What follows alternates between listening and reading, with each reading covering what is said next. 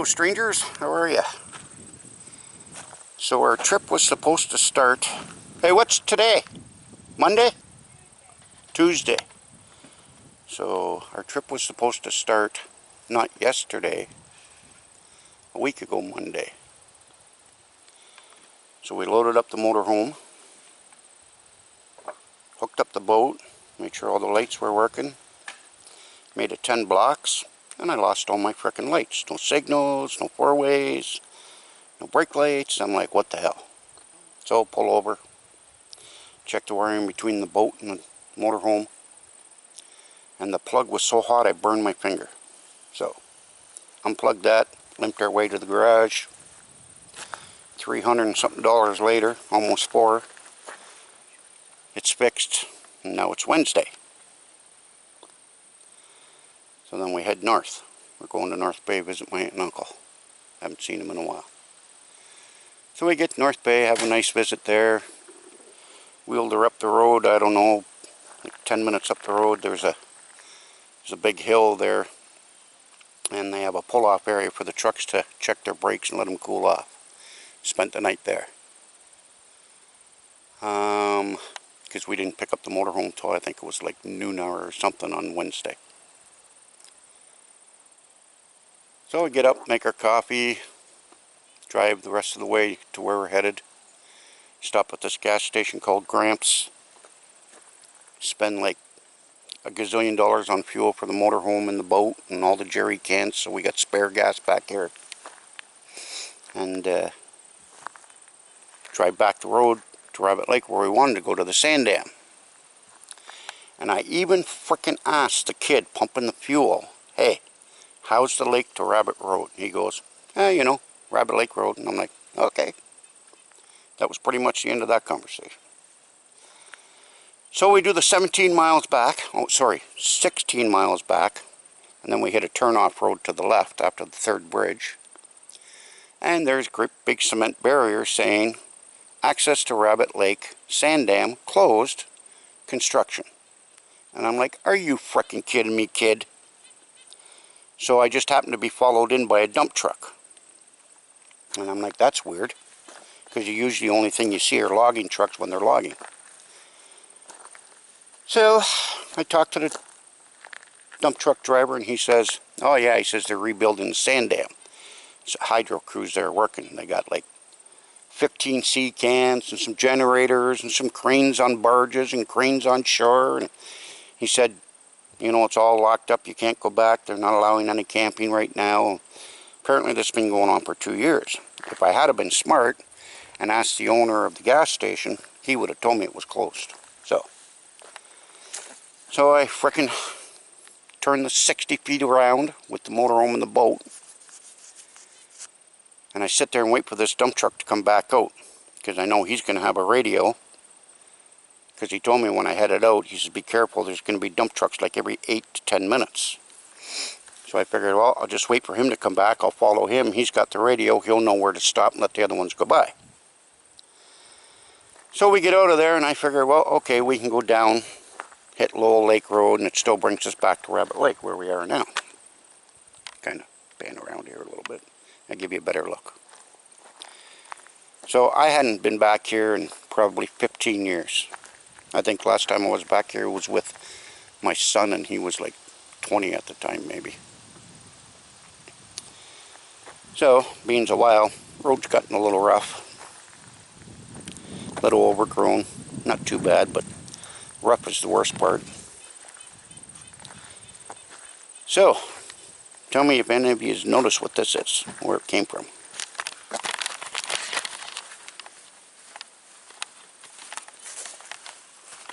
Do you know what that is?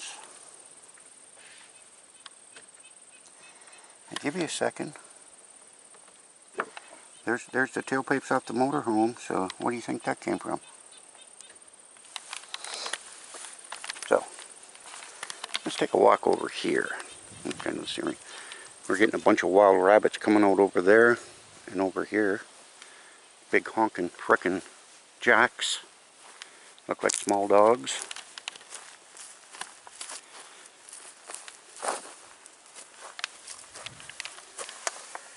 Do you see the hanger where that little piece of pipe is supposed to be?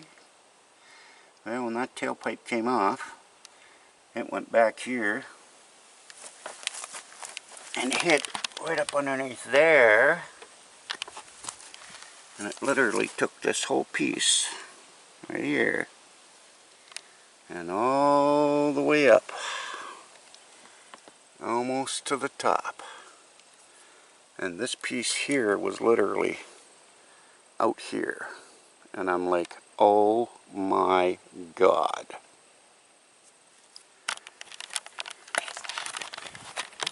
So we took 3 ratchet straps, and I hooked one on the inside dually there, stretched it all the way out, I think they're 20-foot straps, to here, hooked another strap on, one across there, in behind the ladder, around the corner here, and all the way down, and hooked it on the inside of that dually. And then I got out my toolkit.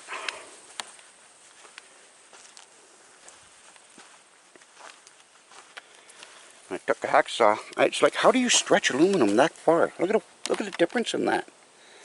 But I had to take my hacksaw and cut it here so I could get this separated, and then peel this rubber off around here, and then take out all the screws. This one here is kind of screwy, but you can see how it kind of ripped the fiberglass, so I'm going to have to re-drill new holes. Once I get home, I'll pull this right into where it should be, and I'll drill new holes through here and then through there, and frickin' hopefully get it back together and reseal it. But these screws are so old, the actual thread part on the screw is not very good. So we got here, that was Thursday? Friday. No, we got here. Stayed the night. Yeah, Wednesday we stayed the night, so we got here Thursday, right? Last week. No, we didn't leave till Thursday. No, we got the motorhome. Oh yes, we got the motorhome Wednesday. No, so we got the motorhome Wednesday. We went to leave Tuesday. Either way, we got here. So yeah, so that's what happened there.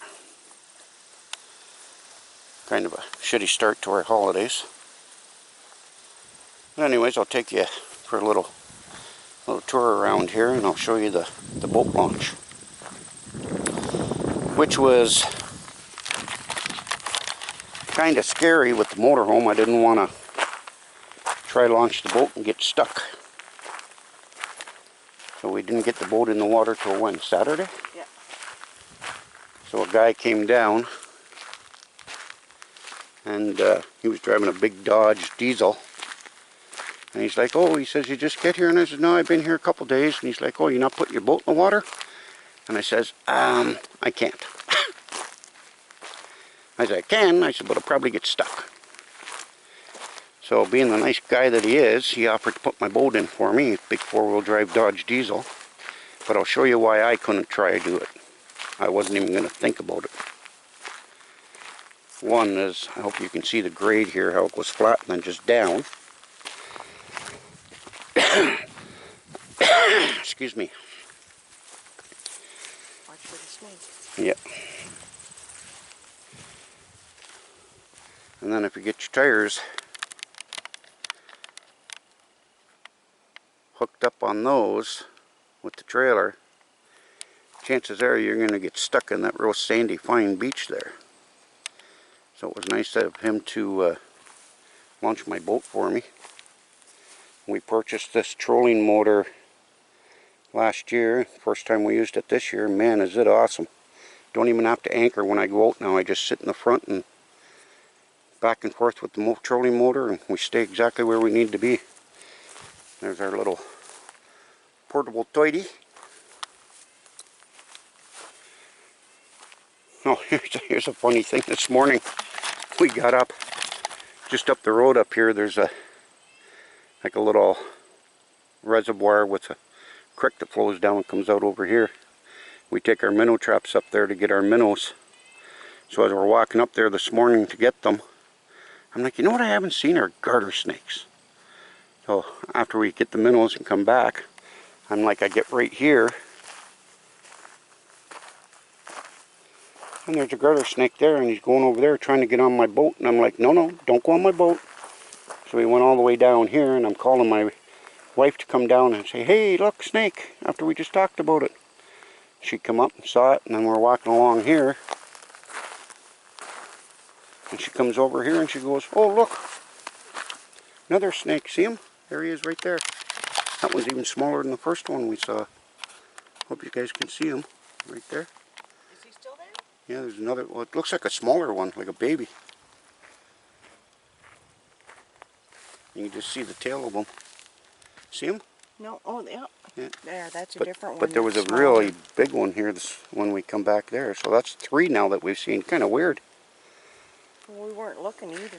I don't know if you can see how quickly that falls off, like depth-wise. But anyways, last night, over those trees, and, geez, how old was Josh when we were here the first time, Jan? Do you remember? 4. Yeah, we're here with, so it'd be me, Jan, and Josh, then our friend Brian and Marilyn, and their daughter Charlene, and my dad. And over those trees, way over there, 2 nights in a row, we saw this like hovering red, green, yellow light. And it was there for like 2 nights in a row. And one time we went into, I think it was after the second night we saw it, we went into town by boat to Mogami, and the first thing the guy at the dock says is, did you guys see those strange lights in the sky last night? And we're like, yeah. So last night we're setting up fire, and didn't we see the same frickin' lights hovering over top of those trees last night? And we only saw it for about a half an hour. It kind of started over here where I first saw it, and then it kind of made it to about there, and then poof, gone. Just like somebody flipped the light switch. It was weird. So anyways, just around that point right there, they call this part Castle Lake, and you go through the Narrows up that way, it's Rabbit Lake, but it's all the same body of water. We walked up there last night to do some fishing, and man, I wish I'd have had the camera so you guys could have saw her bass. Frickin', what was it, like a 6-inch minnow she was using, and the bass that took it was like 22 inches. Frickin' huge. Oh, sounds like my honey said she found another snake. So yeah, years ago where Jan's standing there right now is where my dad used to park his motorhome. And then just over behind her there is where we used to put our camper. We had an old 69 Ford F350 4-speed with the Bolo first and reverse. And a 68 Golden Falcon slide-in. I think it was a 10-foot. We used to camp right up in there. We just pull in here, and my dad would put his motorhome here. Where'd you find the other snake? Over there. He went into the brush. Oh, okay. Yeah.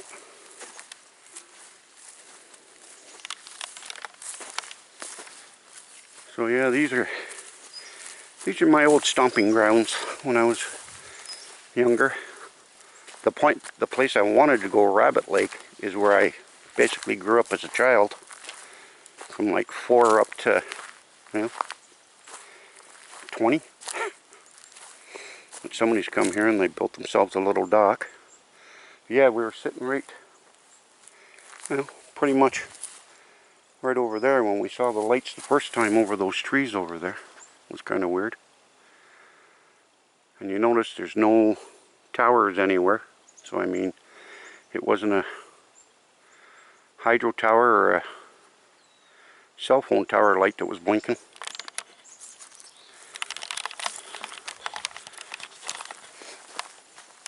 But yeah. And this is from Highway 11, 7 miles back in the bush. of the worst freaking road you ever wanted to drive. Last time I was back here was with my, when my father passed away. I got his 19-foot motorhome, and now we're coming in here with a 30-foot motorhome and a 20-foot boat, which wasn't a really smart idea. But we're here, and the guy that launched the boat for me with his big diesel said he would come back and haul my boat out for me and then come back in and make sure that I made it out. If I get stuck, he's gonna give me a little tug-em, make sure I get up some of these hills. You wait till you see them. Oh my God. There's only one hill I'm really worried about, because it's got some major, so the hill goes like that, and then it's got like a cut here, and then as you go up, it's like, oh geez, it's got to be 2 feet, and you got to roll up like this, and then as soon as the wheel at the front here comes, it goes dip again, and then you got to come back up, and oh geez, it's going to be a nightmare. But I think once I get past that, we should be okay. But anyways, I'm going to film some more of this later, and we'll talk to you later. Enjoy the rest of your day.